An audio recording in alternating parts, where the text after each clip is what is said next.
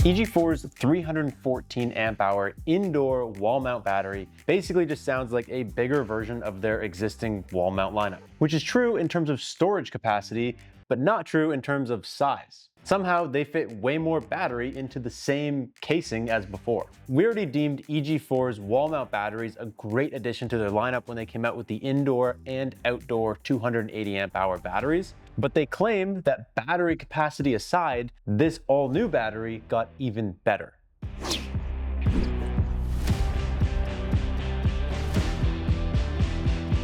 So welcome back to the lab where our opinions cannot be bought. Something we frequently say we like about EG4 as a company is that they're one of the only companies that seems to actually listen to their customers' feedback and improve on products based on that, and not just improve on products for marketing hype. They seem to understand that going solar can be daunting. There's a lot to learn, and having a bunch of new products in front of you can be honestly very intimidating. And we've said it before, they were already pretty good at making it so EG4 products were good at communicating with each other and pretty easy to set up. But with this all new Gen 3 BMS that has arrived in the 314 amp hour battery, it is supposed to be even simpler and basically dummy proof. As always, we will leave links and any discount codes that we can get to help save you guys some money on this battery or any other products in the description down below. But before we jump into our experience with this all new 314 amp hour battery, all the things that we liked, and of course, all the stuff that we really didn't, we're gonna hit you guys with a super quick spec teardown to get you up to speed on this all new battery.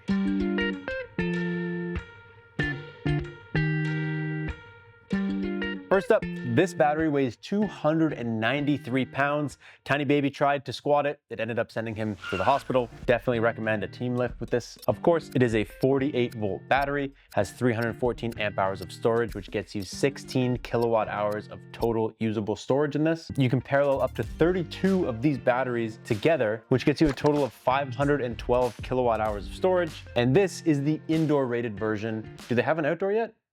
Not that I know of.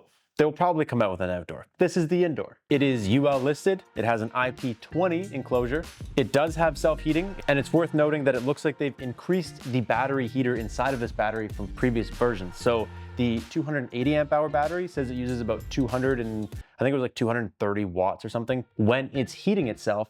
This one is rated for over 400 watts of consumption when it's heating itself. Basically, this thing is programmed to turn the heaters on at 0 degrees and turn them off at 3 degrees Celsius. So it's a small range. It's basically just to keep it from freezing. Taking a look at the casing on this battery, it's completely simplified. It's probably the simplest one that we have ever seen. It has the wall mount bracket on the back. It has your handles on the sides. Of course, it has all of your connections up top. It has an extra connection than we used to have on the 280 amp hour versions. You have dry connects, but no dip switches or nothing else on the top, just your communication ports, your terminals, and your dry connections. And that's it. On the front, you have your screen right here. It indicates battery percentage, nothing more. And you have this little Wi-Fi dongle. It's magnetic. You can put it wherever you want. That's how you get signal, I guess, before it was built in, and now it's an accessory. Internally, it has your fire arresters and it has the rapid shutdown capabilities if it's plugged into an inverter or if you have it wired directly into one of the dry connects, which is what helps make it UL listed if you live in California or a state that requires that. It's rated to charge continuously at 157 amps and discharge continuously at 200 amps. And right now, you can pick this thing up from Signature Solar with our discount code for $3,650. Which is basically the same price as the 280 amp hour one.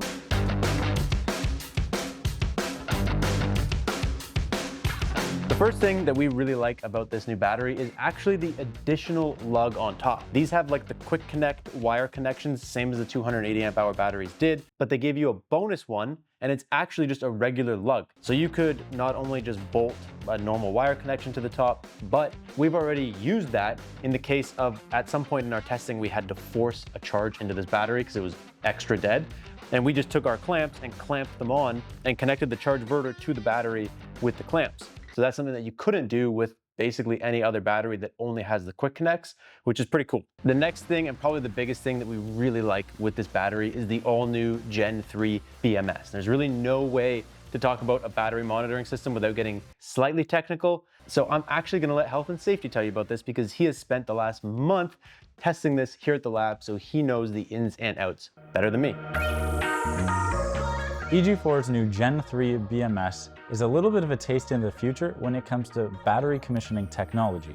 We take a look inside, you can see the location of the BMS in the back end, and the new BMS system has three main functions. First being active cell balancing technology. This battery is able to balance a higher volume of power at once, so as you're using it or charging it, those cells that are consuming power will balance themselves quicker, leading to a longer lifespan of each individual cell. The second improvement to EG4's Gen 3 BMS system is the ability to complete over-the-air firmware upgrade. That means you no longer have to bring your computer out or use the dongle to complete the upgrades on this device. Now, that's not quite available for the user account yet, but we were given access to that feature and it made it so much easier to complete that update. You just go to the product on EG4's website, pull that firmware file into your remote monitoring site, and complete that update from the comfort of your house. You don't have to be out in a garage or wherever your equipment might be. You can be inside monitoring it while the update's happening, just like any other power station or inverter. It sounds like it shouldn't be too long before you'll get your hands on that feature. They're just working out a few kinks, like whether or not you'll be able to update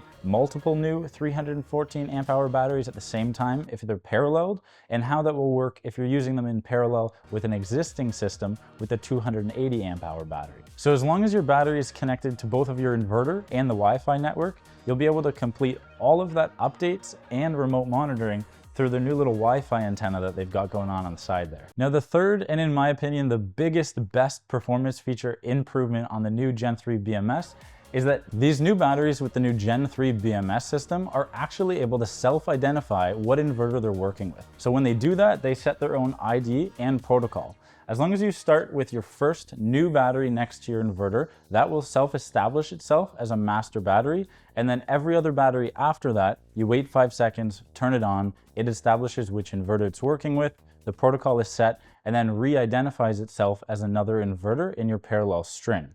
The only difference is that if you're adding these to an existing system with the older 280 amp hour indoor batteries, you need to make sure that these are installed immediately next to your inverter. The older batteries, which have those manual dip switches, still have to be set to their according protocol and ID numbers, but they have to follow any of these batteries that will identify themselves. The other difference when it comes to installation and commissioning with these batteries is that they actually run a closed loop communication.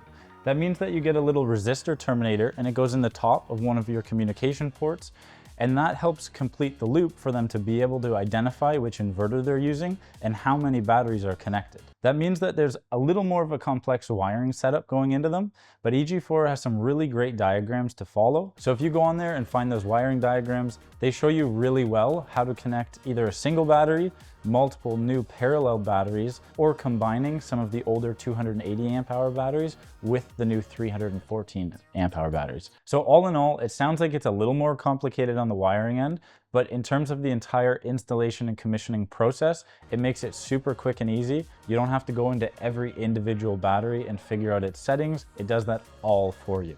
It is also worth mentioning that if you're adding these to your existing system, currently alone, you can parallel up to 64 of them, but if you're combining them with older batteries, that number does fall. So overall, the new Gen 3 BMS system just makes for an awesome and easy plug-and-play setup. We also really like the testing with this battery. So starting with like charging, we had this set to charge at 8,000 watts, which is its max. We told the inverter to put way more than that into the battery. The battery did a good job of limiting what was going in to that 8,000 watts as to not overcharge. When it came to discharging, we ran an efficiency test on this battery and it was 100% efficient, as batteries should be. If your battery is not 100% efficient, you have a problem. Most of the time, your efficiency loss is like in the inverter and other things down the line. And it also surged really, really well. This thing says it's rated for a 12.8 kilowatt surge, and we actually got it up to 13.8. The screen only showed 12.8 in our testing because screens are obviously delayed with the information that's actually happening, but it was a 13.8 kilowatt surge that we were trying to run on it, and it handled it no problem, which is great. Something else we really like about this is obviously it's designed to work with the remote monitoring app or just the app for the battery. So there's no screen, there's no extras on this that you don't need, but they did a really good job of keeping the casing and the housing and everything very simple and giving you stuff that is practical. So there's like a little bolt right here on the side, and it actually comes with these eyelets, which you can use to bolt into the side, and then you can use equipment to actually lift the weight of the battery to mount it, which is really nice. Same as the 280 amp hour ones, they ship it with a rope, so it's really easy to get it out of the package before you actually go ahead and screw these on. And we do like that this battery is coming with the adjustable feet, because we had this situation before where one of our batteries was like an earlier version and it doesn't have adjustable feet, which means you can't use it with the Boss Box. The Boss Box is like an outdoor rated enclosure, I guess you would call it, where you can put your batteries into, and if you don't have the adjustable feet, the battery won't work with it. So it's really nice that this is still coming with those feet. You can use it with the Boss Box, you're good.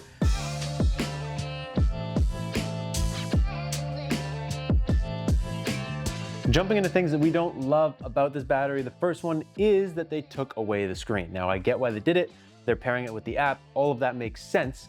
But here at the lab, we don't love these notification lights of how much battery you have. They're very vague. Like this one says 25, that one says 50. As soon as you hit 49, it leaves 50, but you don't know where you're at. So it's a lot more vague if you're just trying to look. It also makes it a little bit more complicated, especially if you're commissioning or if you're just not familiar with your system, to figure out problems. Because if you have a screen, it'll instantly display your error code. It'll tell you if you overcharged it, over discharged it, all those kinds of things will pop up on the screen.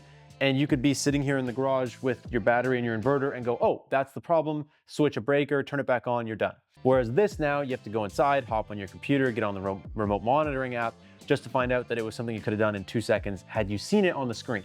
So we get it, we're on board with going to the app, but it is something that we wish there was at least a simple screen on here that you could just look at and it could tell you error codes or problems that the battery's having. And that takes us into our second point, which is the all-new app is not released yet. They released the battery long before the app, and a lot of the Gen 3 BMS functionality is gonna be in that app. I'm sure there's a ton of cool stuff you can do with the app, but it doesn't exist yet. So if you wanna use this with any monitoring at all, you have to use the remote monitoring site, which is best on a computer.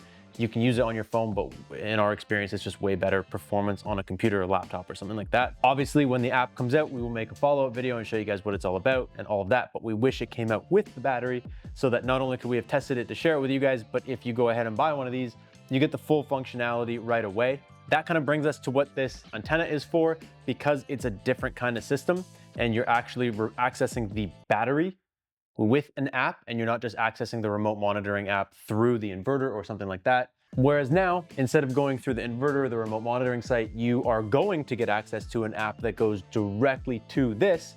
And now you got to have this big ET antenna. I understand why this exists, but it feels like something that we're going to outgrow very quickly. Like this feels like a dated piece of technology to have on your battery, no? And the final thing, same point kind of with all wall mount batteries, is that if you're going for a big system, obviously wall mounts have their place and server racks have their place, and they are different. We have videos on which one's best for you if you're trying to figure that part out.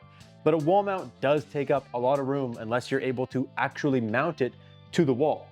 Otherwise, you're gonna have a lot of these kind of like laid out in your garage, whereas a server rack cabinet, it's a little bit easier to get more of like a tidy setup when everything is all said and done.